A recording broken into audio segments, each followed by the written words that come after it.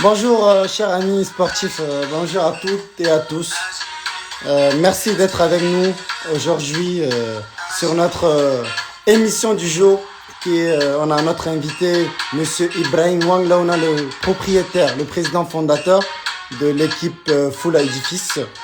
Donc, merci d'être avec nous. Donc, voilà, on a commencé avec la musique de l'association des jeunes pour le développement du football tchadien, AJDFT en abrégé. Donc, on va attendre notre invité qui est avec nous et qui va nous rejoindre d'ici peu, d'ici quelques secondes. Donc, voilà, j'ai déjà accepté l'invitation. Il est là avec nous. Bonjour, monsieur Ibrahim Foula. Merci d'être avec nous. Merci d'être parmi nous. Bonjour Oumar, c'est à moi de vous remercier de Ouais. m'avoir. D'accord. Merci, monsieur le président. C'est un honneur pour nous de nous accueillir aujourd'hui sur notre plateforme, sur notre émission, notre live. Donc, avant, pour dire aux gens ce que c'est, déjà, on aimerait que vous vous présentez pour que les fans puissent savoir qui vous êtes déjà. Bon, est-ce que c'est nécessaire que je me présente parce que je suis connu, mais sinon, mon nom d'état civil c'est Ibrahim Wanglaouna, technicien en bâtiment de profession et puis entrepreneur. Je suis le président fondateur de Club Full Edifice. Mm. Je suis vice-président de la Fédération tchadienne de football. Et puis, PDG de la société Full Edifice, ex-maire de la ville de N'Djamena. Voilà. Donc. Un dernier détail que vous avez oublié, un amoureux du football. C'est ça aussi. Effectivement, oui. Voilà, donc voilà. En brièvement, on a Monsieur Foula s'est présenté à vous et il explique.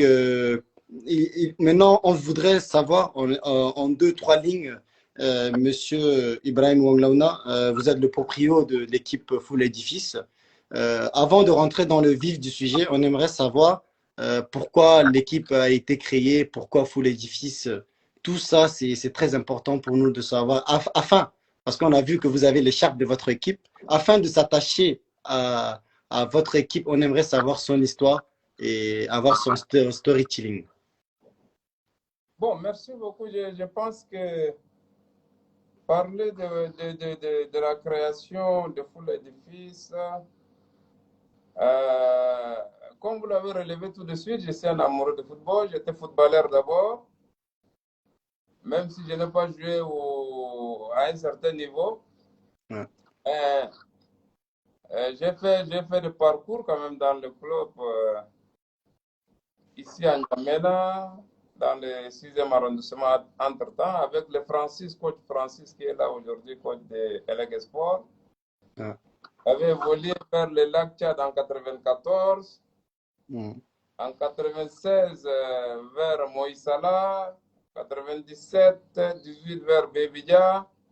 99, j'ai joué un peu à Iriba. En 2000 à Biltin.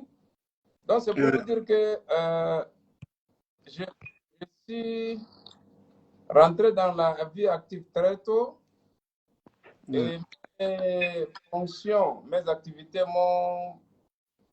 m'ont permis de faire le tour de toutes les zones que je venais de citer. Donc, ça n'a pas permis que je puisse être stable en N'Djamena et puis continuer le sport. J'ai opté pour le football, j'ai opté pour la vie active très jeune.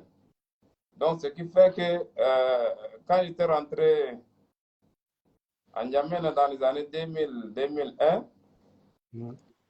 effectivement, je suivais de loin.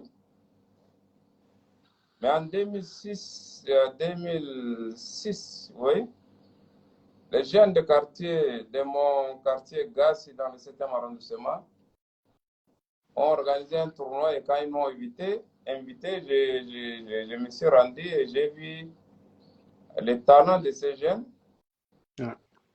Et je les ai demandé s'ils sont encadrés par les techniciens, ils m'ont dit non, et c'est dans cet esprit-là, en ce moment-là que j'ai dit, OK, est-ce qu'on peut monter quelque chose? Et comme ça est partie la création du club pour l'édifice. Voilà, de manière un peu résumée. D'accord. Le club est créé par la volonté effectivement des jeunes du 7e arrondissement, du quartier Gaz plus précisément. Et on a fait notre temps aussi, oui. D'accord. Et en fait, donc du coup, vous avez parlé de 2006. Donc, Full a été créé dans les années 2000, dans l'année entre 2006 et 2007, c'est ça? Oui, aujourd'hui, l'année officielle qu'on a retenue, c'est 2007. Parce que c'est D- l'année où on s'est affilié ouais, à la Fédération tchadienne de football, la Ligue, tout ça. d'accord. Full a été créé en 2007. Combien d'années après vous avez triomphé votre premier trophée? Combien de trophées vous avez gagné, tout cela? Est-ce que vous avez une idée? Bon, je pense que nous, déjà, quand on a créé en 2007, déjà, Ouais. quand on s'est appelé à la première division, dès la première division jusqu'à aujourd'hui, on s'est battu pour être au top 4 du championnat de la ville de N'Djamena. Donc, sur notre parcours, différents coupes, championnats, on est autour de 5 qu'on a récoltés. Alors, donc, voilà un peu la moisson pour les quelques années de création de Full Edifice. D'accord. Euh, Et depuis cela, en fait, quelle est votre vision?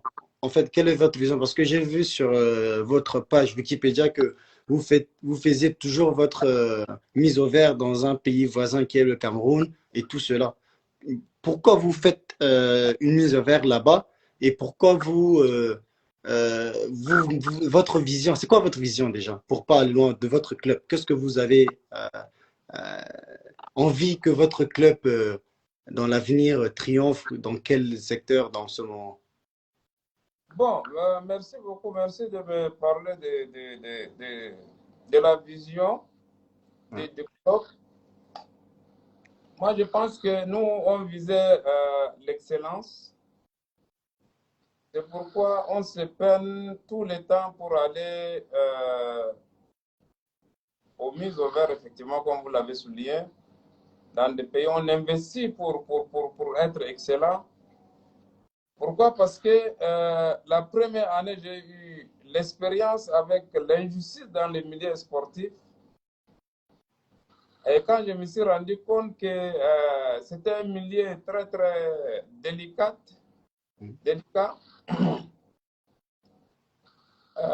j'étais obligé d'investir dans le club pour qu'on soit plus excellent à tous les niveaux. Et là, je pense que les résultats sur le terrain va être en notre faveur parce qu'on était rentré de manière la plus musclée possible. Ouais. Et je vais peut-être vous raconter une histoire où la première année, quand on est monté, Ouais. on battait tout le monde, les gens comme ils ne voulaient pas qu'on arrive, tout ça. Dans un match, on nous a donné 7 cartons rouges. Mais c'est impossible, nos 7 cartons rouges. Voilà, Normalement, donc 5. vous êtes jeune, peut-être que je vous apprends. Il a fallu que Haroun Bogolo descende du tribune pour venir dire mais arrêtez, c'est pas la peine parce qu'avec 7 cartons rouges, on Ouais. ne peut pas. Et c'était quoi? Parce que le prochain match, on va jouer avec Gazelle, donc on a identifié nos meilleurs joueurs. On Ouais. a mis 7 cartons rouges pour que quand on va arriver avec Gazelle, on ne va pas être fort. Donc c'est pour vous dire que c'est un environnement, un milieu très très compliqué. Et Ouais. quand tu n'as pas l'excellence, et quand tu joues bien, même l'adversaire, les gens d'en face sont obligés d'accepter l'injustice des arbitres, tout ça là. Mm. Les gens sont obligés de crier pour dire non, ça c'est quand même injuste. Et c'est comme ça qu'on a émergé. Et c'est pourquoi on s'est fixé comme vision l'excellence. Et toutes les parties qu'on est sorties pour la campagne africaine, on ne nous a jamais battus chez nous. tous nos matchs, les 5 différentes compétitions qu'on a eu à organiser, on ne nous a jamais battus chez nous.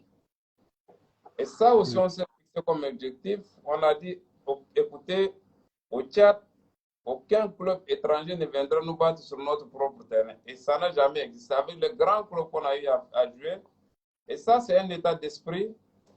Et c'est parce qu'on se prépare avec tous les moyens nécessaires pour atteindre un certain niveau. Et là-bas aussi, vous voyez, c'est un environnement qu'on ne maîtrise pas aussi beaucoup. Ouais. Et quand tu es bon, tu es bon.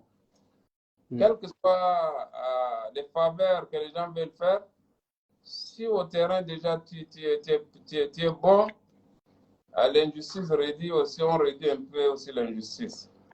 Donc ma vision était l'excellence pour mon club. Et monsieur le Président, on a bien entendu tout ce que vous nous avez parlé par rapport à votre équipe, par rapport à votre club, et les campagnes africaines que vous avez eu à jouer.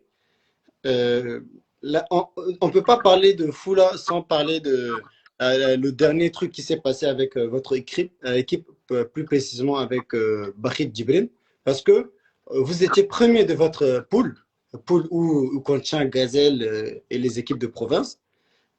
Tous vos points ont été retirés et en fait, Gazelle a été premier et par la suite, ils ont battu Renaissance pour devenir champion. Donc, ça veut dire que vous pouvez même être champion l'année dernière parce que vous avez même battu Gazelle et vous étiez premier. Le problème de Bahid et tout cela ne vous a pas permis d'être champion.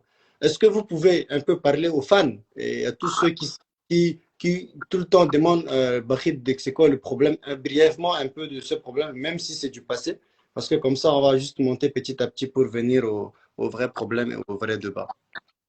D'accord, merci beaucoup, merci Omar de m'avoir posé cette question par rapport à Bahid, parce que je n'ai pas eu du tout l'opportunité de m'exprimer au sujet effectivement de Bahid de manière directe comme ça. Je pense que ce qui s'est passé avec Bahid, ce n'est pas compliqué. Les gens l'ont interprété d'une manière ou d'une autre, mais il faut retenir que le club, le joueur, il est encore sous contrat avec son club. Le club n'a pas transféré dans un autre club.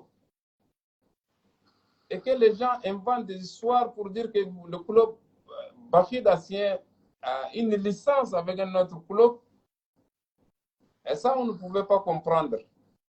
C'est pourquoi nous, on a continué parce que au fond de nous, au niveau du club, on n'a jamais transféré Bahid dans un autre club. Donc, il n'y a pas de raison où les gens inventent des histoires pour dire que Bahid a été transféré. Bahid. Donc, parce que les certificats de transfert des joueurs, c'est fait par le club lui-même.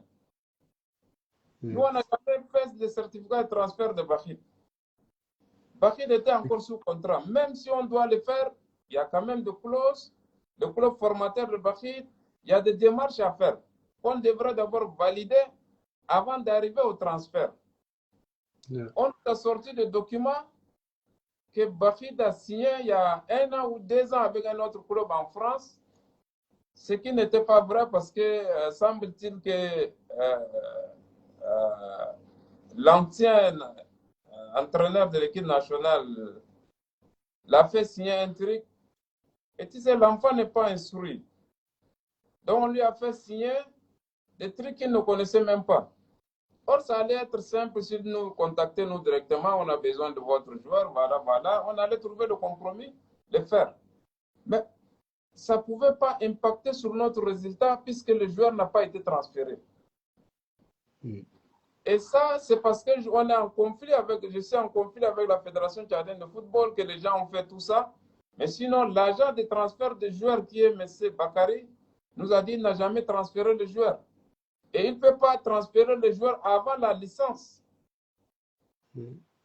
Après la licence. Donc, le gars, il a fait une licence et il est venu demander après le certificat de transfert. Donc, je pense, nous, on était sereins.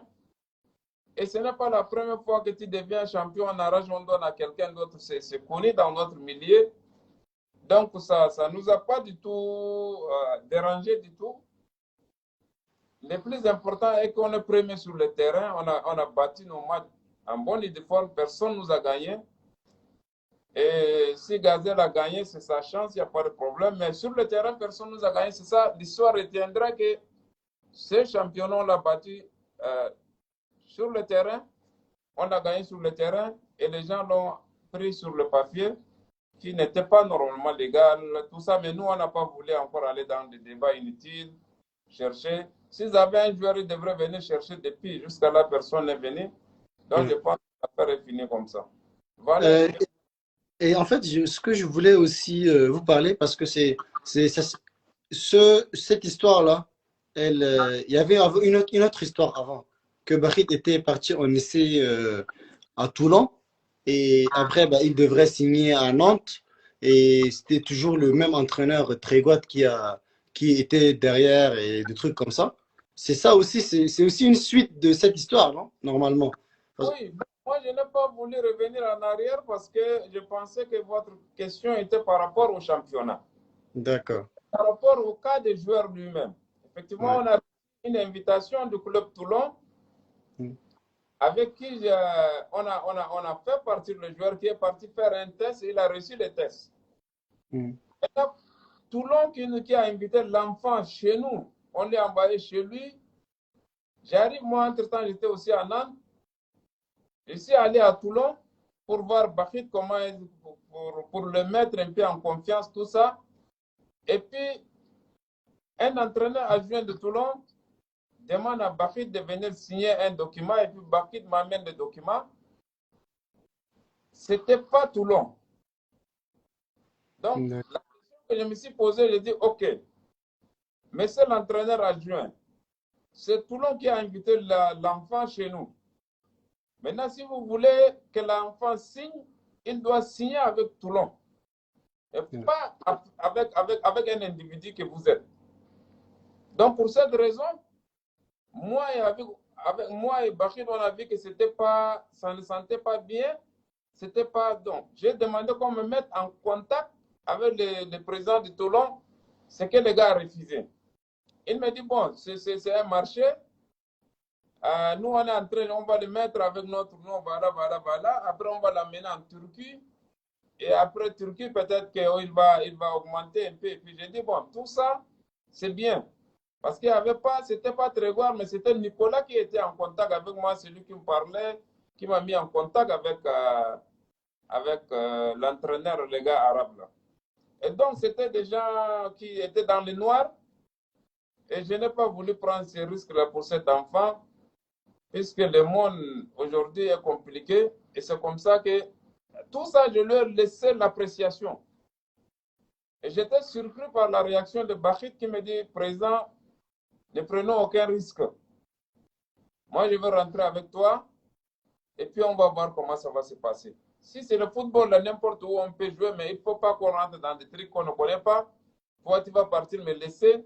Ici, je n'ai personne et je vais aller où je ne sais pas, ça va être un peu compliqué. C'était la réaction de Bachit. Maintenant, de là, j'ai demandé à Christian s'il peut voir avec Ndora pour effectivement que l'enfant puisse faire le test. Or, c'était Nicolas, alors que tout ça c'était organisé par Emmanuel Grégoire, Nicolas, plus l'arabe là-bas, c'est eux qui voulaient faire un truc et puis après peut-être. Et quand Christian a demandé à Doram, Doram effectivement a demandé à FC Nantes, Doram m'a appelé, je lui ai dit, voilà, il dit, bon, si quelqu'un a réussi à Toulon, c'est que n'importe où il peut réussir, il n'y a pas de problème présent. Donc, ils ont appelé. Et c'est normal que les gens puissent se renseigner sur le joueur.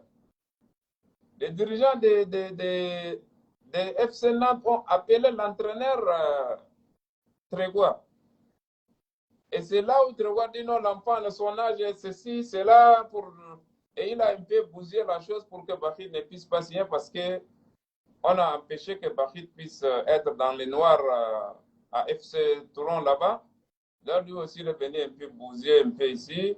Il a raconté des choses d'âge, tout ça qu'on connaissait. Une histoire que moi, je ne connaissais rien là-dedans. Parce que lui, il dit que l'âge que l'enfant avait, ce n'est pas son âge et qu'il a une autre âge qu'on a trafiqué. Il a mis l'affaire comme ça dans la tête des dirigeants de FC Nantes. Et puis, les gens ont dit, OK, si c'est ça, nous, on ne peut pas rentrer dans des trucs compliqués. C'était comme ça que ça s'est fini.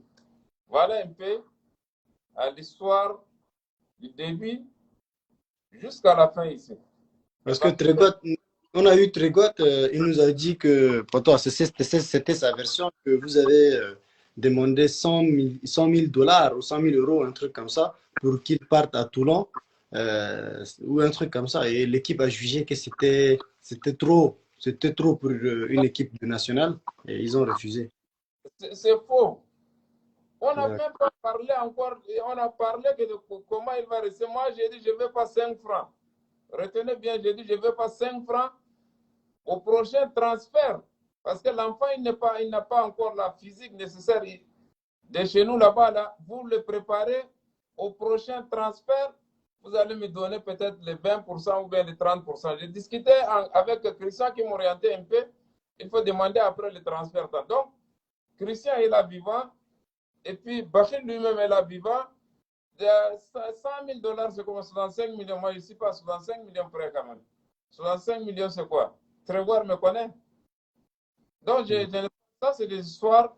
Mais ce qu'il faut reconnaître, Trévoir a été une personne malhonnête dans cette histoire.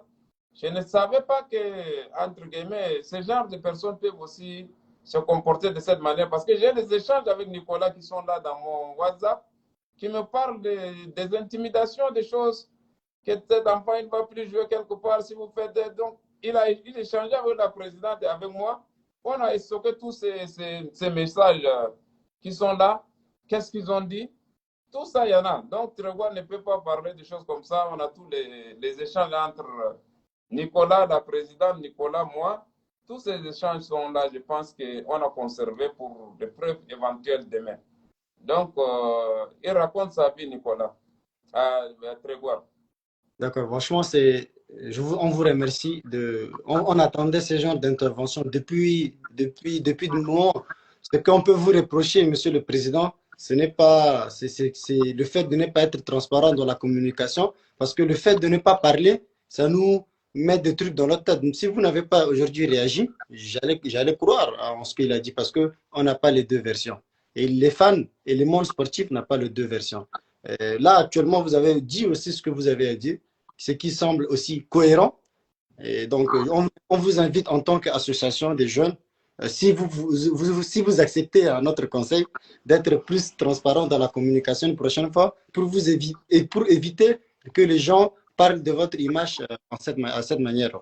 Donc, voilà, si on peut avancer un peu, Monsieur le Président, on a vu qu'à travers votre équipe Full Edifice, vous avez un peu changé le football même. Vous avez un peu élevé le niveau de football et qu'on a vu même le gardien, on a eu 5 ou 4 joueurs de votre équipe sont titulaires à l'équipe nationale. Donc, c'est vos joueurs, votre fruit aide même le Tchad. Et ça, c'est une très bonne chose. Franchement, on vous dit merci. Mais maintenant, est-ce que vous avez une vision lointaine pour votre équipe? Regardez, par exemple, si on voit le TP Mazembe, les autres, ils ont leur propre installation, leur propre stade, en ce moment, vous investissez. Mais qu'est-ce que vous gagnez de retour? On voit que vous investissez dans la communication sur Facebook, Instagram. On voit que vous investissez sur les équipements, voilà, même les écharpes qu'on vient de voir. On voit que vous investissez sur les salaires de joueurs. Mais qu'est-ce que vous attendez de retour? Et quelle est votre vision pour l'avenir, pour votre équipe, pour grandir votre équipe? Merci beaucoup, merci, Président Omar. Je pense que, bon, avant d'arriver à cette question, il faudrait d'abord que j'ai un défaut. Je suis un homme d'affaires, donc je ne parle pas trop. Donc, communiquer pour moi, c'est difficile. Maintenant, regardez comment vous avez fait pour que je puisse venir parler. Alors, il faudrait que quelqu'un vienne te demander qu'est-ce qui s'est passé. Tu ne peux pas comme ça te mettre dans la rue et puis dire voilà ce qui s'est passé. C'est un peu compliqué. C'est vrai qu'on n'est pas aussi accessible à toutes ces personnes qui tournent un peu partout. Je ne suis pas accessible. Ça, c'est une réalité. Alors, ils interprètent tout ce qu'ils veulent et puis ils partent, ils s'en vont. C'est normal qu'ils disent. Mais moi, l'enfant, et ma conscience, je sais qu'il n'y a rien de mauvais qui s'est passé entre nous. On connaît ce qui s'est passé. Maintenant, je vous remercie de m'avoir posé cette question et de me pousser à parler. Ça, c'est une chose. Maintenant, par rapport au club, effectivement, en 2017, quand on a fêté notre 10 ans, on a fait l'état des lieux. C'est-à-dire, en 10 ans, on a dépensé 970 quelques millions. Je ne sais pas si vous avez vu notre conférence de presse. 967 millions en 10 ans d'existence du club Foula. Alors, ça nous a permis de poser des questions, mais écoutez, tout cet argent-là, on l'a mis, mais qu'est-ce qu'on a comme résultat? C'est vrai qu'on a les noms qu'on s'est imposé pour être un club reconnu sur le plan effectivement national. On a gagné en termes de privilèges parce que n'oubliez pas que pour la quand il voyage, le président de la République a mis à notre disposition plus de 3 fois son avion pour nous permettre de voyager. Ça a été un honneur extrême parce que quand on arrive, on dit non, c'est le club du président de la République du Tchad. Ça, c'est des honneurs qu'on a gagnés. C'était contre qui, monsieur le président? Oui, quand on a joué à Malabo, on est parti avec l'avion du président, les Guinéens nous ont. Quand on a joué à Kaduna, le président nous a donné son avion. Quand on est allé à Tunisie, le président nous a donné son avion. Donc, quand on arrive, on dit c'est l'avion du président de la République, paix à son âme. Mais on a gagné en termes de privilèges. On nous donnait, c'est parce qu'on apportait des résultats. Effectivement, on donnait des résultats. On ne faisait pas décevoir notre public. Quand ils venaient pour nous suivre, on ne les décevait pas. Et ça nous a donné de côté. Mais en termes d'investissement, tout cet argent est parti là. On s'est dit, mais est-ce que c'est pour ces honneurs-là seulement ou bien c'est pour autre chose? C'est comme ça qu'on a changé un peu notre stratégie en 2017. On a dit, OK, il faut maintenant investir dans les infrastructures pour créer, comment on appelle, les centres de formation avec tous les machins possibles. On est parti chercher des terrains à l'alentour de N'Djamena avec le coach Tigabé entre-temps. On a investi dans l'achat de terrains. On a trouvé 12 hectares qui sont là. Donc, maintenant, avec la crise économique de 2016 qui nous a frappé, ça a un peu, comment dire, ralenti un peu notre projet. Et je venais de discuter avec tout récemment avec vous. Je dis, en 2022, je pense que peut-être la situation économique est en train de reprendre un peu. J'aurais besoin de gazon synthétique. J'aurais besoin de construire. Parce qu'on a un architecte qui nous a fait déjà le plan de terrain, tout ça. J'aurais besoin de construire pour un centre de formation pour mon club, avec tout ce qui va avec la commodité, avec faire l'étude des sports, tout ce qui va avec, peut-être là, mais si on arrive à investir 900 millions comme on a investi ailleurs, ça pourra peut-être nous donner un fruit, trouver de bons joueurs qu'on pourra placer quelque part. Sinon, tout ce qu'on a placé en termes de placement, on n'a pas trouvé grand-chose. On a des joueurs qui sont partis un peu partout. On n'a pas trouvé quelque chose de consistant qui pouvait amortir notre investissement. Donc, effectivement, on le faisait pour le plaisir aussi entre-temps, ce que j'ai compris, parce que c'était nos rivalités ici, on a gagné, on était content, mais ce n'était pas intelligent du tout.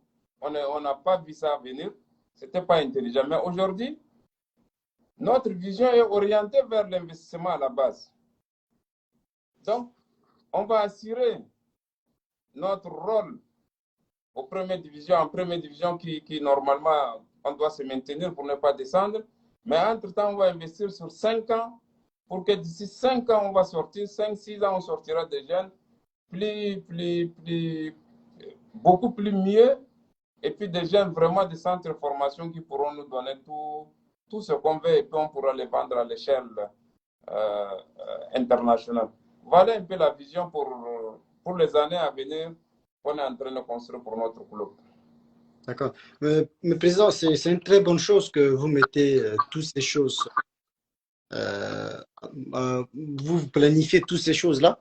Mais en fait, ce qu'on voulait vous demander, est-ce qu'il n'y a pas une politique de recrutement? C'est-à-dire, vous avez un joueur qui, moi, je le trouve parmi les meilleurs joueurs du Tchad en ce moment, qui est Bahit, qui devrait normalement pas être à N'Djamena dans le championnat tchadien.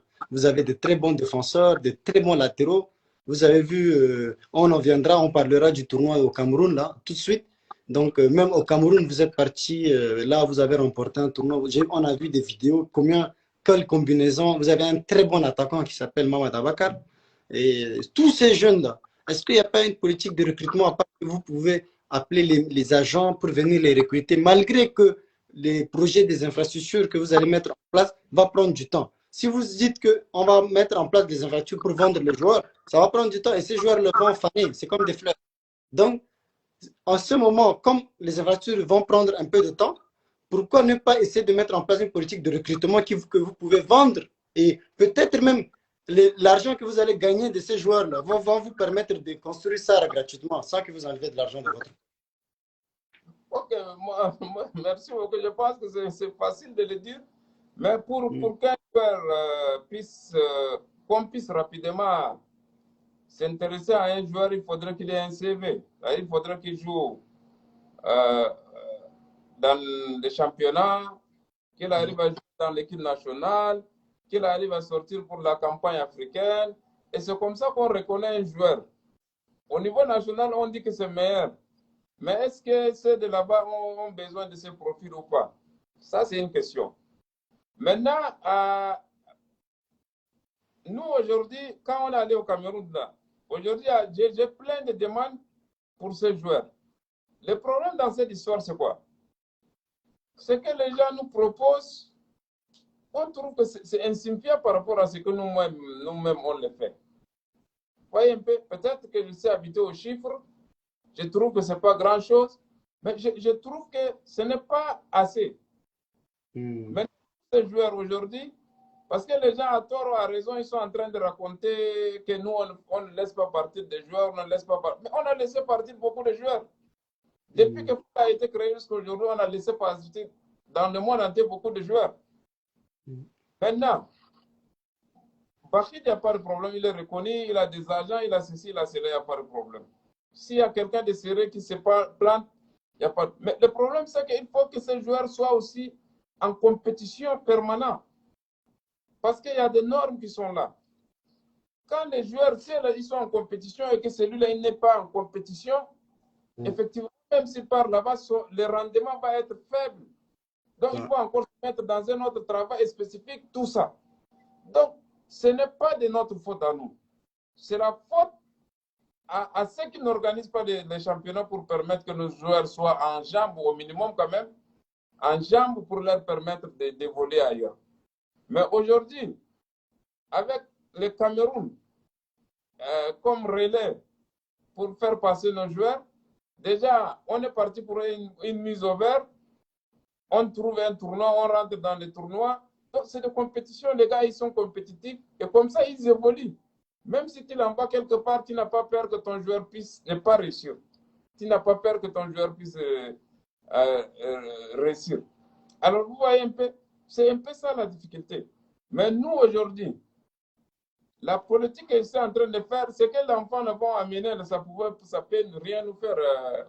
Ça peut même pas assurer son billet d'avion parfois. Il faut qu'il soit très excellent parce que le profil que les gens cherchent, c'est des attaquants qui marquent les buts. Et le profil, certains profils, ils ne le veulent même pas. Donc, il y a tous ces paramètres-là. Et les meilleurs joueurs, on en a toujours compté. Dans le foot, là, on en a toujours compté. Mais il faut aussi reconnaître que c'est une question de chance de tout un chacun aussi. D'accord. En parlant, vous avez parlé de Cameroun, on va parler des sujets vifs, des sujets même qui nous a amené aujourd'hui à venir dans notre live. Et c'est Foula qui est champion du tournoi de pré-saison de Fair Play de Bepanda Info. Donc, pour dire un peu à nos spectateurs, c'est un tournoi de pré-saison qui a été organisé au Cameroun pour la mise au vert des équipes. Il y a des équipes camerounaises, il y a des équipes gabonaises, il y a des équipes centrafricaines et des équipes d'élite One et d'élite 2. Donc, ce tournoi-là, Foula Edifice a été un invité d'honneur où Foula a excellé. Donc, je pense qu'il y a eu un problème de connexion, un problème de connexion et qu'ils vont revenir d'ici peu, parce qu'on connaît les problèmes de connexion à N'Djamena, c'est pas une première, c'est pas une première. Donc voilà, Foula a remporté ce trophée-là, ce tournoi-là, et on va demander à son président, qui était là tout à l'heure avec nous, de revenir nous expliquer pourquoi, pourquoi ils sont partis au Cameroun, qu'est-ce qui les a poussés. Donc, s'il y en a un ou deux qui veulent venir intervenir et poser leurs questions en attendant que le président revienne, ils sont les bienvenus. Donc, envoyez vos demandes, envoyez tout ce que vous voulez pour qu'on puisse échanger en attendant que le président revienne et la connexion s'améliore. Je pense qu'il est là. Donc, il va nous répondre à propos de ce tournoi-là.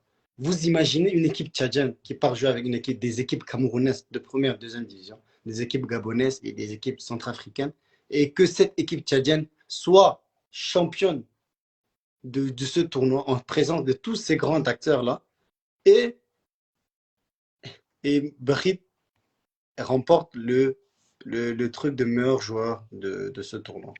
Donc, j'essaie d'envoyer la demande, monsieur le président, mais ça, vous refusez. Donc, essayez d'accepter pour qu'on puisse en parler. Essayez juste d'accepter pour qu'on puisse en parler parce que voilà. Ouais, président, le président, c'est le réseau, je pense. Ouais, ouais. Donc, voilà, on était en train de parler du tournoi. Si vous pouvez nous parler, qu'est-ce qui vous a poussé à aller au Cameroun, aux mises au vert? On a vu, il y avait des équipes d'élite 1, d'élite 2, des équipes camerounaises, et des équipes gabonaises et centrafricaines. Et avec ça, Foula, franchement, a été l'ambassadeur du Tchad. Et des Camerounais, je vois, qui commandent. Waouh, on n'avait pas vu des joueurs aussi talentueux au Tchad. Donc, Foula a fait la fierté du Tchad. Et devant les Camerounais, et pas que seulement que ça, même d'autres étrangers. Et franchement, c'est fut un honneur pour nous les Tchadiens de voir Fola remporter un trophée à l'extérieur. Qu'est-ce qui vous a poussé à aller de jouer ce tournoi? Comment vous avez préparé? Et quel état d'esprit sont en ce moment les joueurs? Est-ce qu'ils sont regagnés? Est-ce qu'ils sont revenus à N'Djamena ou pas? On aimerait que vous nous parlez de ça, s'il vous plaît. Merci beaucoup, Omar. Je pense que depuis la création de Foula Ouais. jusqu'à aujourd'hui, c'est plus de 12 fois qu'on est allé aux mises au vert au Cameroun, à Douala, plus précisément à Kadi Sport. Chaque année, quand on veut préparer le championnat, on envoie à 3 mois, à 2 mois, on envoie nos clubs. À 3 mois, bien sûr, on envoie nos clubs. On envoie le club Foula à Kadi Sport, qu'on a une convention avec eux, avec nos entraîneurs, qui les préparent bien pour notre championnat au Tchad. Ça a toujours été comme ça. Et en retour, on joue des matchs amicaux de Douala jusqu'à rentrer en N'Djamena et puis on vient attaquer le championnat. Et c'est pas, vous êtes un peu jeune, mais vous avez appris peut-être que chaque année c'était ça. Donc c'était pas nouveau. Par rapport à ceux qui ne connaissent pas Foula, d'accord, mais par rapport à ceux qui connaissent Foula, ça a été notre ADN quand même. Par rapport à tous les clubs de N'Djamena qui sont là, Foula se prépare toujours à Douala et ce n'est pas aujourd'hui. C'est depuis 2007. Donc, peut-être l'année dernière, l'avant, les 2 ans où il n'y a pas de championnat, peut-être c'est ça qu'on n'est pas allé. Mais cette fois-ci, on sait qu'il va y avoir le championnat parce que une nouvelle fédération va être mise en place, tout ça. On va en parler de ça tout de suite. Qui vous a permis de dire, écoutez, il faut qu'on se prépare parce que cette fois-ci, les gens ne vont pas prendre notre championnat pour donner à quelqu'un d'autre.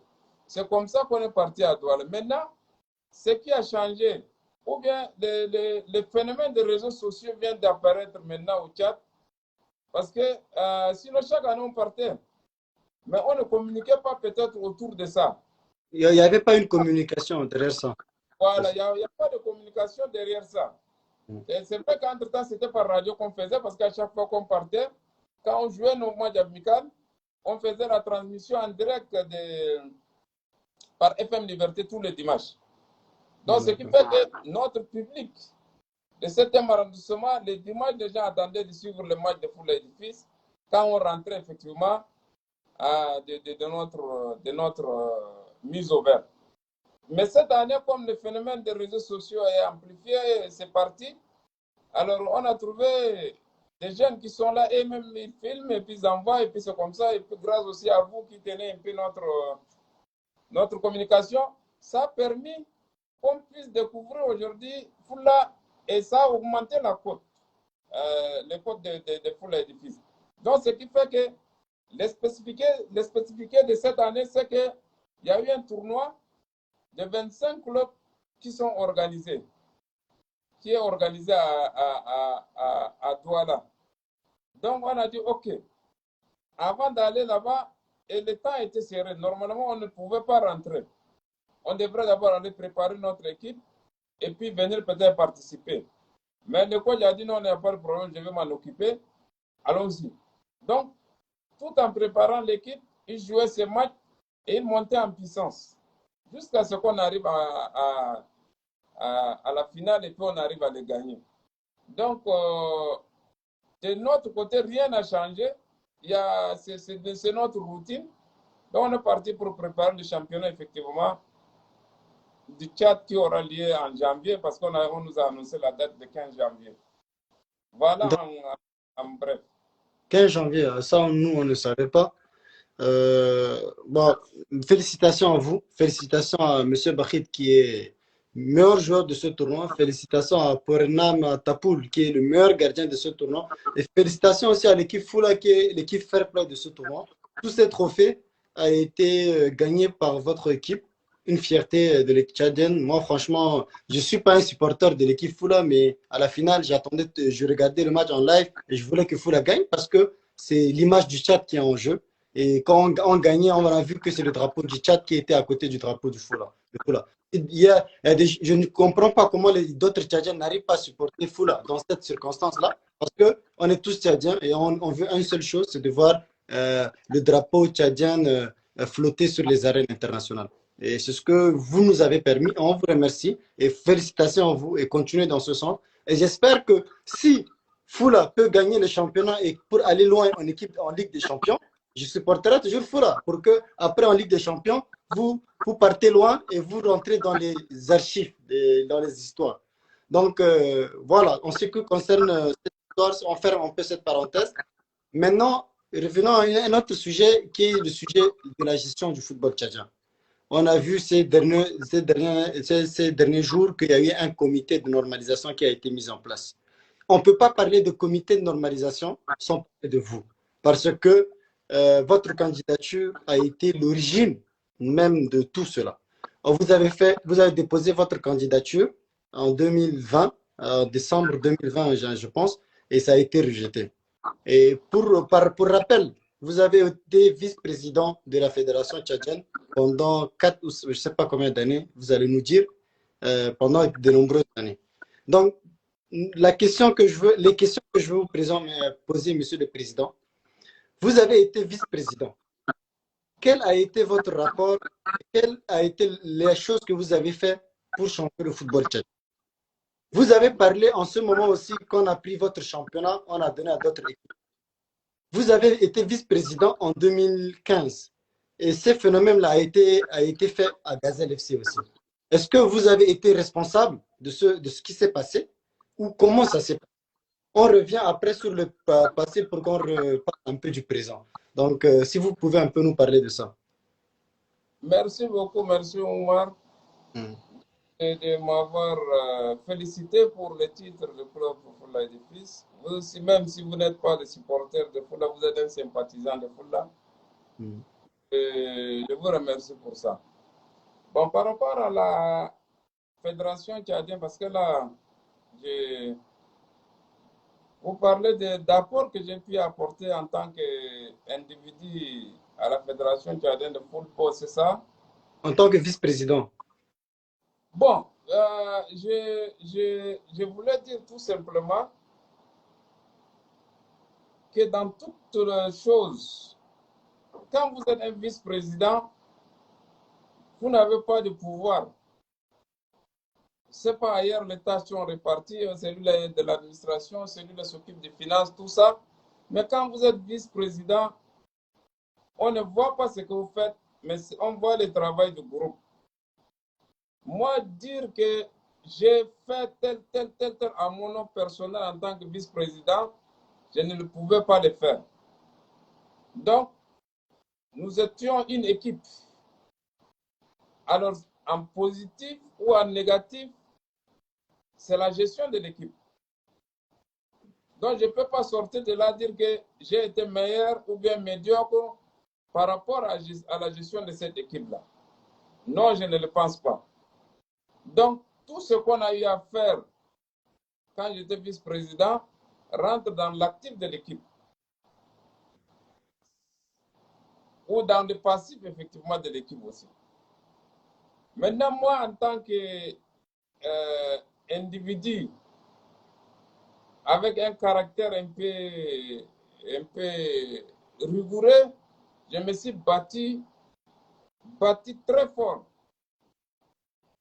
Et ça,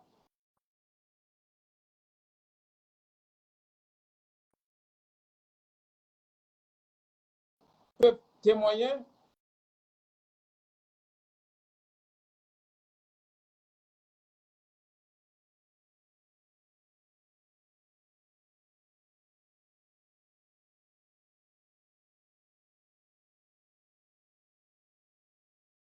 Un peu. Depuis que je suis pris à la Fédération tchadienne de football, jusqu'à aujourd'hui, est-ce que ça a marché, est-ce que ça n'a pas marché?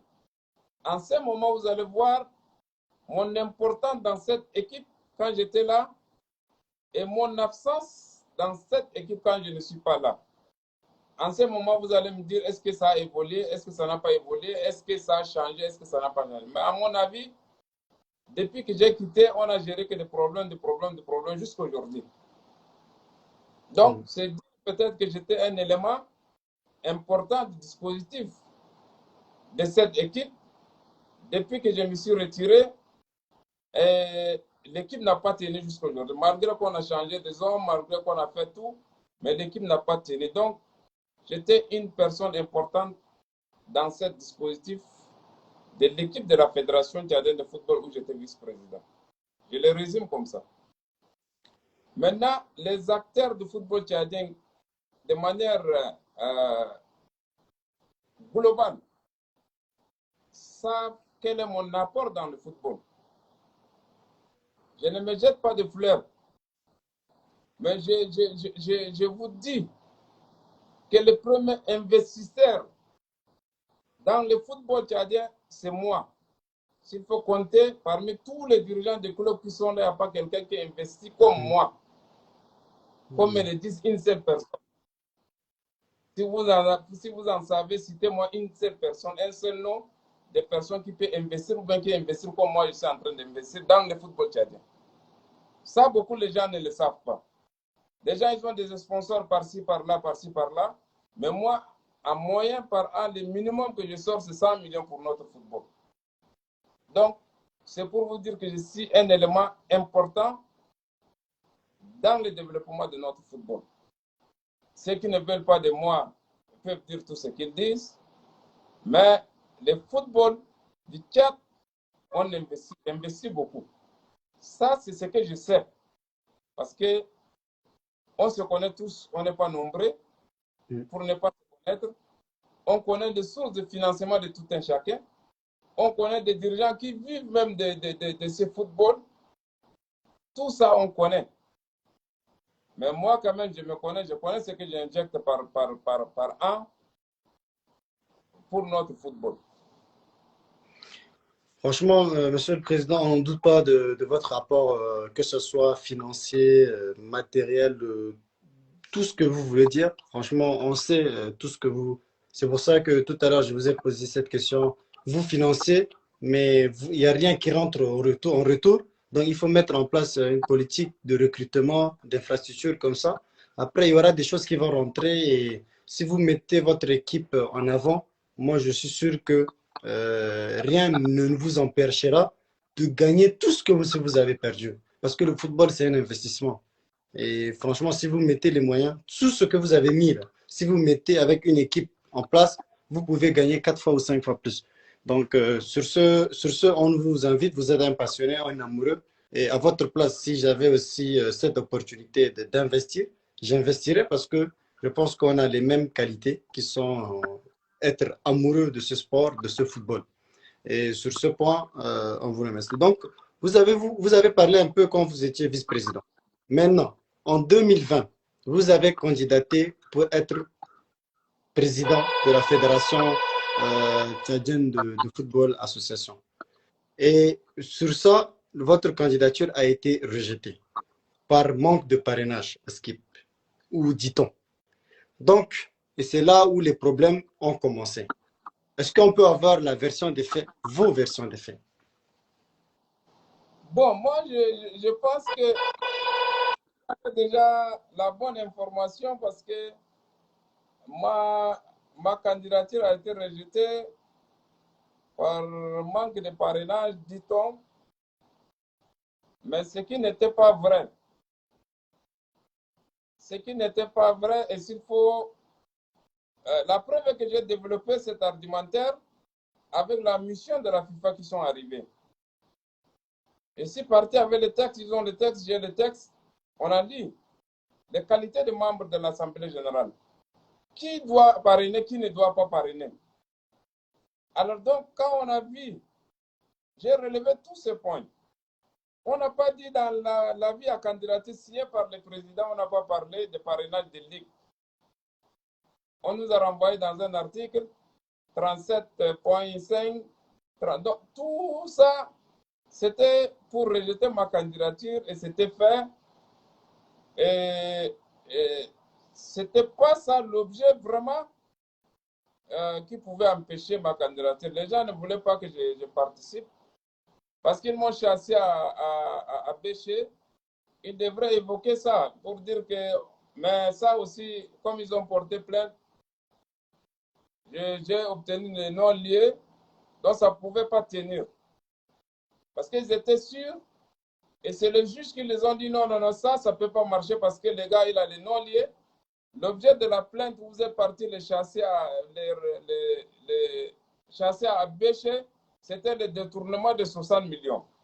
Mais maintenant, les 60 millions, vous avez porté plainte contre lui, vous l'avez amené en justice. Chacun s'est défendu, il a obtenu le non-lieu, ça veut dire que ça ne peut pas tenir ça. Là. Donc la seule chose qui peut tenir, c'est cherchons autre chose. Ils ont cherché à camoufler avec l'histoire des parrainages. Les parrainages, c'est quoi? Les 5 parrainages ne viennent pas de N'Djamena. Nos 5 parrainages viennent de différents 5 ligues. On a parlé de parrainages de ligues. Donc, si les 21 ou bien 21 ou bien 22 ligues ont parrainé les présidents et qu'on demande que les gens candidatent, il faudrait forcément qu'il y ait quelqu'un qui parraine. Mais les ligues, les sous-ligues sont les membres de différentes ligues. Les clubs sont les membres de différentes ligues. Donc, à ce niveau, il n'y avait pas de débat et on a démontré par A plus B que c'est. Et sur les gens, ils nous ont dit, Monsieur le Président, vous avez raison. Ça, au moins, ça m'a soulagé. 3 heures de temps de débat. Mais quand on a démontré, ils ont tenté, j'ai démontré sur le champ. L'équipe de la mission m'a dit, Monsieur le Président, vous avez raison. Ça m'a réconforté. Alors donc, aujourd'hui, on n'est pas dans ça. Aujourd'hui, c'est le comité de normalisation. Ils ont tenté quelque chose. Mon obstination, le sens élevé de mes compréhensions du texte de la fédération m'ont permis de faire face parce que j'ai fait partie de ceux qui ont conçu le texte de la fédération. Donc, je connais l'intérieur de ces textes. Et ils n'ont pas assez lu, mais moi j'ai lu les pièges à l'intérieur, tout ça, j'ai fait partie de ceux qui ont mis ce texte en place. Donc ils ne pouvaient pas, au vu des textes, me faire quelque chose. L'État, s'il a rejeté le dossier, c'était par rapport, ils ont visé un article qui dit que l'État se met incompétent pour effectivement juger des actions, des affaires juridiques, des affaires électorales de la Fédération tchadienne de football. C'était cet article qu'ils ont visé du début jusqu'à la fin. Donc tout le monde s'est déclaré incompétent, incompétent, incompétent parce qu'il y en a dans le texte. Donc, et maintenant, quand on a eu la réponse, mon avocat m'a appelé et dit, Monsieur le Président, il doit forcément avoir quelqu'un qui doit être compétent pour trancher de cette affaire. Je vous fais un courrier et pour vous envoyer au président de la République. Je pense qu'il peut être compétent. On a écrit et la réponse vous avez trouvée. On a suspendu, on a créé, tout est parti. Maintenant, je suis content d'avoir mené cette lutte parce que c'était ma raison même d'être. Parce que les gens voulaient être plus malins et ils voulaient nous écarter, nous les acteurs de football, et ils voulaient prendre la gestion de notre football. Mais Dieu merci, Dieu nous a préservés de cette emprise de ces individus qui sont mal intentionnés, qui ont d'autres agendas cachés pour notre football. Et c'est le lieu aussi de remercier tous mes soutiens, tous ceux qui m'ont soutenu pour qu'on puisse mener ce combat et arriver enfin à mettre en place le comité de normalisation qui va prendre notre football pour une année. D'accord, Monsieur le Président. Franchement, on est tous contents de tout ce qui se passe pour notre football. Donc, on va voir tout ce qui va se passer dans l'avenir avec ce comité de normalisation et après les futurs candidats. Donc, monsieur, monsieur Alexis, c'est une question que je vais vous poser. Qu'est-ce que vous voulez pour l'avenir en tant que gérant d'une équipe? Qu'est-ce que vous voulez par rapport à la gestion du football? Est-ce que vous allez encore être candidat ou c'est trop tôt pour vous prononcer? Ou est-ce que votre objectif, c'est de changer la façade noire de ce football et qui a été déjà fait? Omar, je pense que vous avez beaucoup d'inspiration. Vous posez des questions pertinentes. Qu'est-ce que je veux pour le football tchadien? Ça, c'est une question d'inspiration. Je voudrais vous dire que, je ne sais pas, vous êtes jeune, je fais vous m'excuser, parce que la réalité de notre football aujourd'hui, c'est qu'il y a des individus qui sont rentrés dans le football, ils se sont accaparés de notre football. Ils ont mis derrière, ils ont mis un cercle pour empêcher ceux qui doivent investir dans le football. On les a découragés par tous les moyens possibles. Chacun se dit, ça sert à quoi d'investir? Parce qu'on vient, on t'insulte gratuitement, on te colle des trucs que tu n'en as pas, on t'insulte comme ça. Et ils ont découragé, ils ont réussi à décourager tous les bonnes volontés qui doivent investir dans le football. Il y a des gens qui ont plus de moyens que moi qui sont là. Mais sauf qu'ils n'ont pas le courage d'affronter, ils n'ont pas le courage de descendre au niveau de ceux-là, comme je suis en train de... Vous m'avez vu, je descendais, j'insultais les gens comme ils m'insultaient, mais c'était le prix à payer. Parce que si j'étais une personne faible d'esprit, j'allais aussi me décourager, j'investis mon argent, je devrais partir. Mais je me dis non, parce que c'est honorables personnes qui sont là, qui ont leurs propres moyens, qui investissent, qui ont pris de clubs, qui entretiennent de clubs, puissent être remerciés, injurés de manière gratuite par des individus comme moi, qu'on leur donne 10 000 francs, 20 000 francs par jour. Ça a été vraiment une très grande honte pour notre football. Maintenant, avec l'équipe de normalisation, si vous avez vu un peu dans les plateformes, la tendance, ceux qui réagissent, si vous faites une bonne analyse, tous ceux qui viennent injurer les gens sont dans ces camps. Ils n'ont rien, et ils sont rien, rien. C'est déjà en temps réel, là, ils ne peuvent même pas nous saluer, nous, là. En temps réel, là, salutation, ils ne peuvent pas nous saluer. Mais comme c'est le football, c'est le football là qui fait qu'on se trouve, ils nous injurient. Je me suis descendu bas jusqu'à venir écouter comment on m'injure dans la plateforme. Mais ça a été un déclin. Ça nous a motivés davantage parce que ce n'est pas eux. Et on a quoi, quel intérêt qui nous lie? Rien. Mais on a compris que ce n'est pas eux. C'est des individus qui poussent ces gens, injurer-les parce qu'ils vont se décourager. Ils sont passés à côté parce que moi, je ne suis pas quelqu'un qui cède au découragement. Je ne suis pas quelqu'un qu'on injure et je laisse tomber. Quand je suis convaincu d'une chose, quand je suis convaincu vraiment de ma vision de la chose, tout ce qui vient après là ne font que me fortifier. Et ça m'a permis d'aller jusqu'au bout, de les descendre. Maintenant, c'est de lancer un appel aux vrais acteurs de football tchadien. Les vrais acteurs, ils sont là. Des gens sages, des gens très compétents qui sont là, qui peuvent apporter, sans écouter le football même là.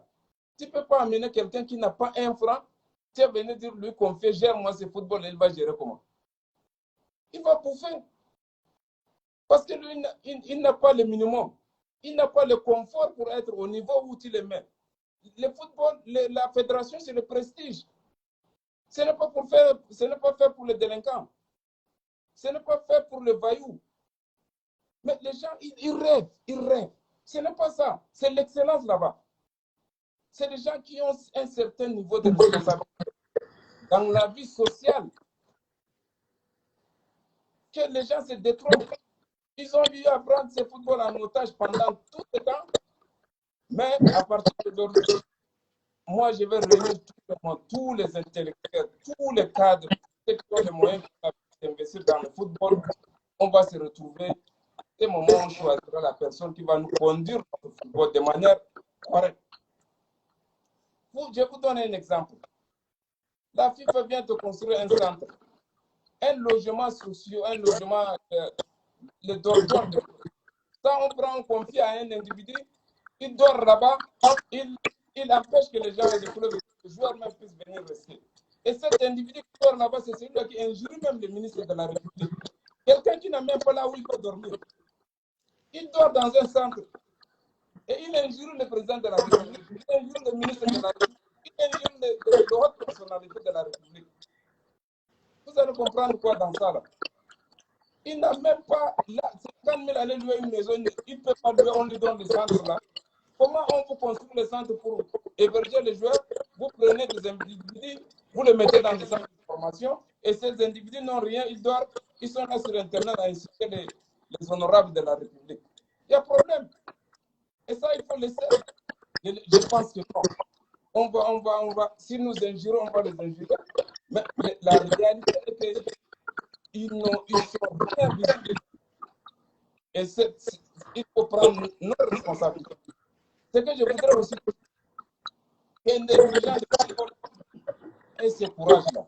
Les injuries, ça fait quoi quand on te... Moi, you afin de m'a traité de tout, de bâtard, de ceci, de tout ça. Ça a changé quoi en moi? Ça n'a rien changé en moi. Et je ne l'en veux pas.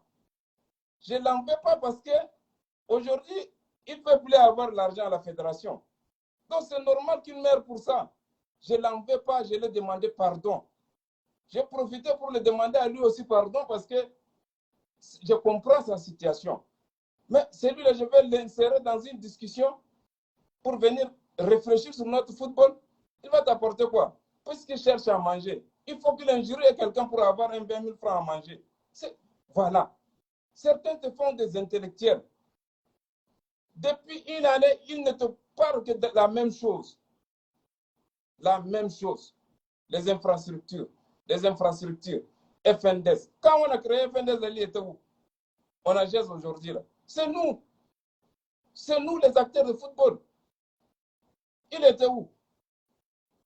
C'est quoi l'objectif même de la création de ces FND? Il était où? Et l'État là, le football, je suis parmi ceux-là qui pensent que le secteur privé crée des richesses dans un État. Mais quand quelqu'un me dit que, quand il lui dit que cherchons d'autres sources de financement en dehors de l'État pour notre football, ils te disent non, toi, tu ne connais rien. Mais attendez, il y a problème. Il y a problème parce que l'État a combien de priorités?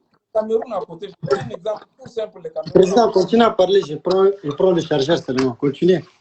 Le Cameroun à côté. Il y a 2 ans, là, quand on les a remis la Coupe d'Afrique des Nations, ils ont commencé par construire des stades. Sinon, jusqu'à aujourd'hui, les gens jouent à terre. Ils n'ont pas les stades comme on a aujourd'hui. Ils jouent les tournois qu'on a joués. C'est sur la terre bâtie. Donc, que ces individus, c'est là, que vous connaissez, qui n'ont rien, qui n'ont même pas de femmes à la maison, ils n'ont aucune responsabilité dans leur vie. Ils peuvent venir te parler de football que toi tu investis. C'est un monde à l'envers. C'est un monde à l'envers. Ils n'ont rien à nous enseigner. On n'a rien à apprendre d'eux. On n'a rien à écouter d'eux. Ils nous laissent. Nous, on est là. Le président de différents clubs, chaque individu qui a un club qu'il entretient, je lui tire mon chapeau. Parce que je le respecte. Les grimaces des joueurs, la gestion des maladies des joueurs, famille des joueurs, quelqu'un qui a un petit club, il faut le respecter. C'est celui-là qu'il faut l'impliquer pour le problème de notre sport. Mais pas des gens dans les théories, des théoriciens qui viennent par rapport alors qu'au fond, ils n'ont rien, ils ne peuvent rien apporter. Donc, c'est pour vous dire que la phase où nous sommes aujourd'hui, là, ce n'est pas ma candidature que je parle. Je ne parle pas de ma candidature, moi. Moi, mon objectif, je l'ai atteint, et sans ces individus qui ont profité de notre sport. Des individus qui n'ont même pas un salaire. Ils ont 3-4 véhicules qui les mettent dans location à la fédération. Ils ont trouvé ça où? Ils ont trouvé ça où? C'est parce que c'est la fédération qui trouve là-bas. Et ça, les gens, on les laisse comme ça. On continue par nous narguer, par nous injurer, par faire tout. Donc, ces gens d'individus, on doit leur fermer la porte à tous les niveaux. Qu'on laisse les acteurs, nous-mêmes les acteurs. On se connaît. On se connaît dans ces pays. Nous, tous, on se connaît. Tous les dirigeants responsables, on se connaît. Et on va entre-temps se réunir, voir comment faire et prendre qui pourra nous amener notre sport. Donc, ici, il n'est pas question de ma candidature. Je ne parle pas de moi, je parle de toutes les personnes qui vont nous aider pour qu'on puisse évoluer.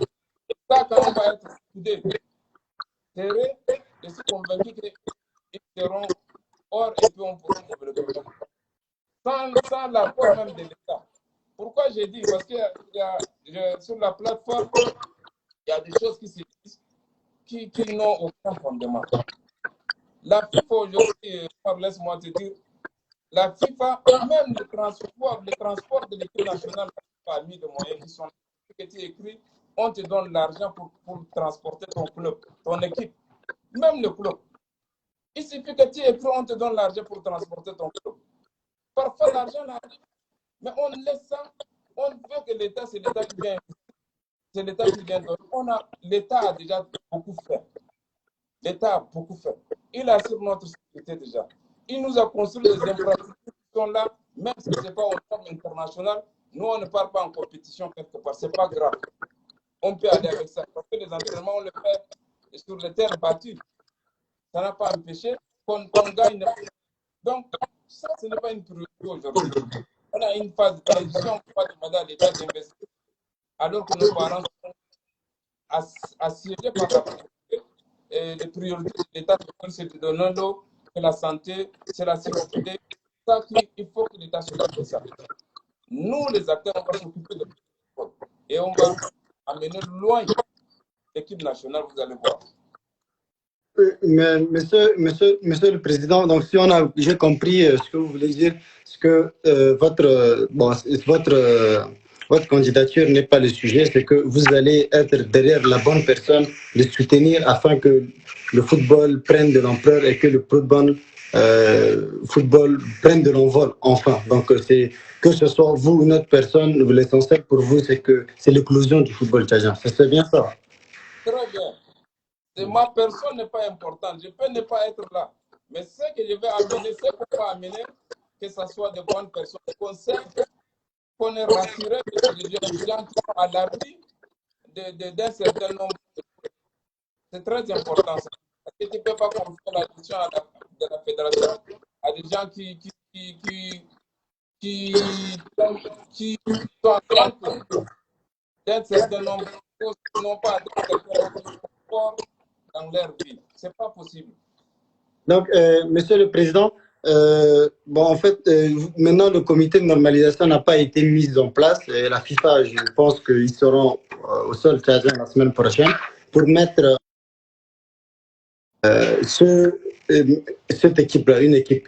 Donc, est-ce que vous avez une option pour quelqu'un, pour que quelqu'un soit le président du comité de normalisation, ou qu'est-ce que vous voulez, qui peut être, ou quels sont les critères pour être, ou si vous avez une idée, vous pouvez nous en parler par rapport aux membres du comité de normalisation.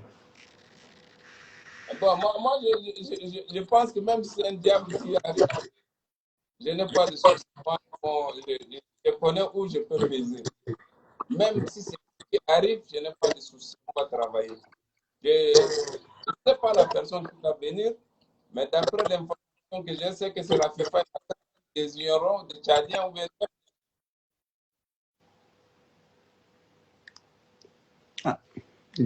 Internet.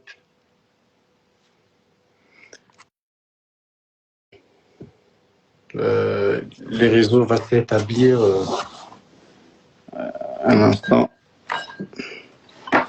Mes chers amis, on peut faire une enquête de moralité, une enquête pour voir si la personne est une personne. Donc, à ce niveau, je fais confiance totalement à la FIFA et à la CAF. Et la personne qui viendra, je suis convaincu qu'on n'aura pas de problème. Et ça, c'est quand j'essaierai d'aller aux élections à chance égale. Ça ne posera pas de problème que les gens puissent aller aux élections à chance égale. Il n'y a pas de souci. Je fais confiance à la FIFA et à la CAF et au gouvernement tchadien. Donc, monsieur le Président, la dernière chose que nous, on aimerait que vous nous parliez, c'est quelles sont pour vous les solutions? Parce qu'il y a quelqu'un qui nous a posé une question. Quelles sont les solutions envisageables pour sortir le football de cette crise? Les solutions.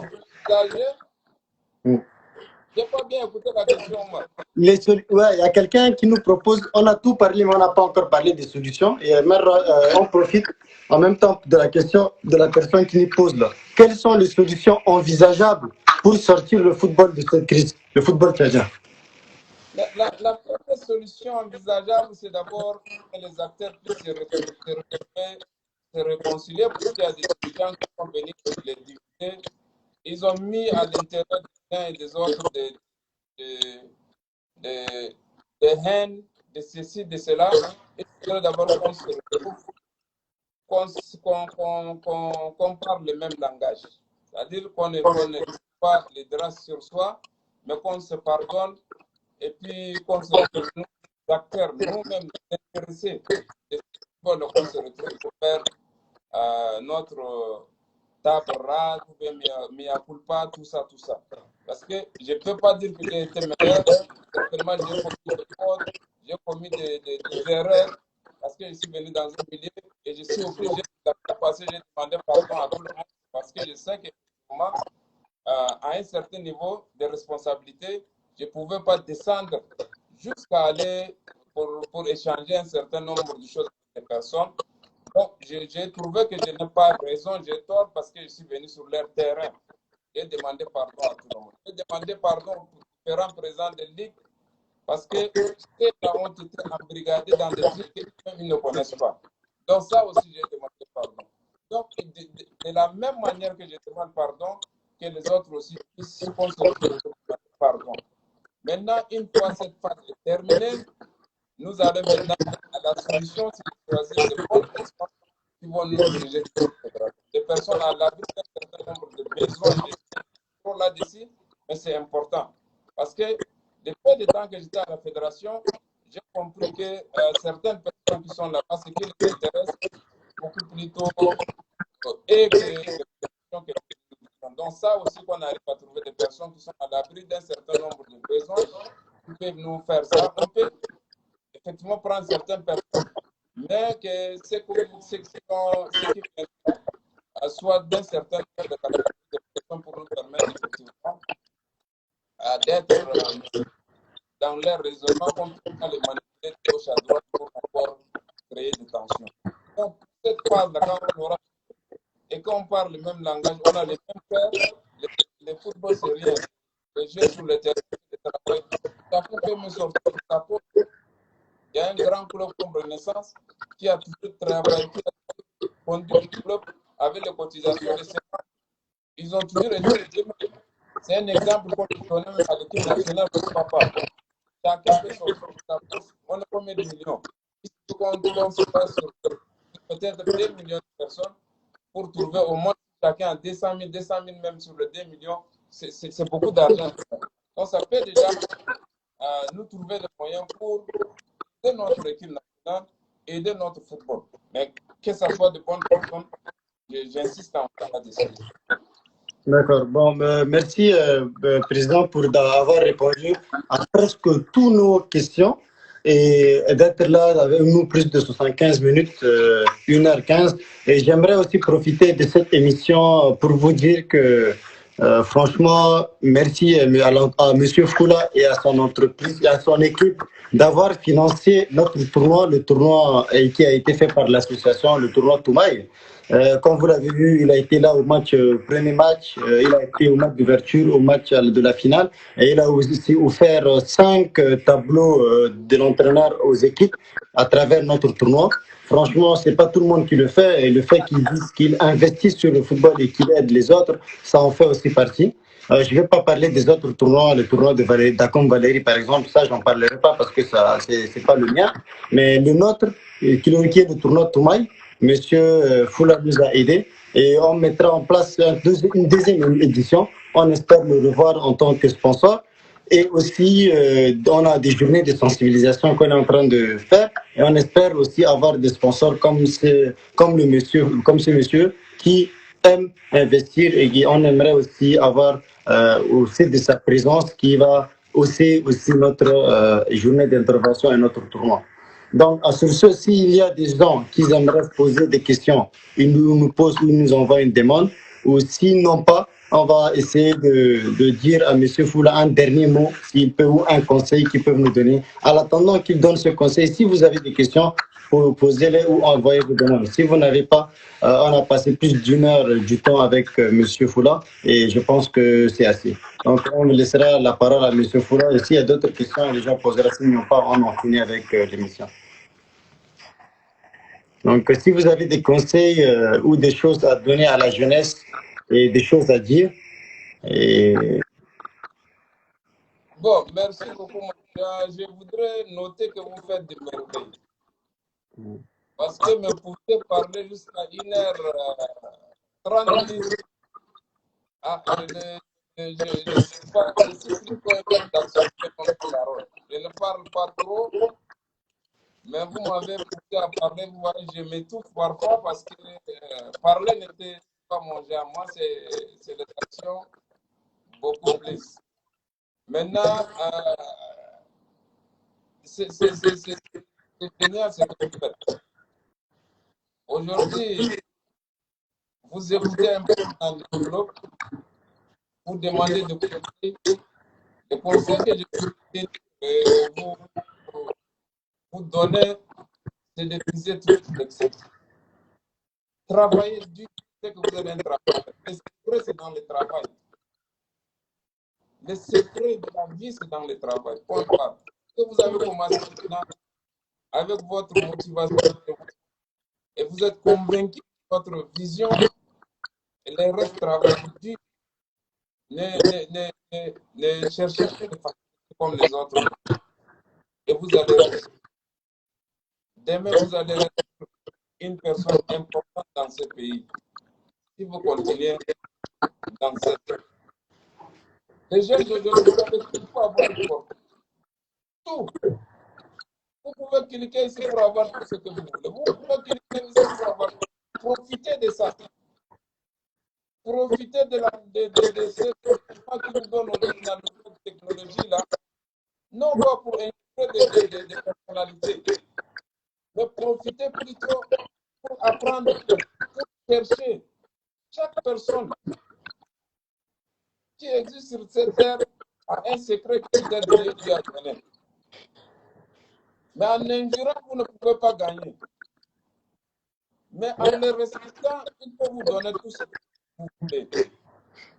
Donc, nous sommes là pour vous accompagner. On est à la porte de sortie. Certainement, il faut une relève viendra. Et écoutez, déjà, il faut balayer tout le monde, il faut faire ceci. Ça ne se fait pas comme ça dans le pays au monde. On balaye tout et on doit mettre les gens. Les gens vont venir par comment? Parce qu'il faudrait d'abord entretenir un peuple. Pourquoi on dit ça? Parce qu'il faudrait que tu aies une responsabilité. Quand tu entretiens un peuple, il y a quand même une responsabilité. On peut pas prendre des jeunes quartiers, venir les foudre, puis aller si ça va changer quelque chose. Donc, ce genre de discours théoriques-là, ne suivez pas. Ne suivez pas ça, c'est des blabla, ne suivez même pas. Focalisez-vous sur l'apprentissage. Vous êtes jeune, vous apprenez sport. Et quand vous apprenez, vous connaissez, vous avez l'argent, vous avez tous les privilèges.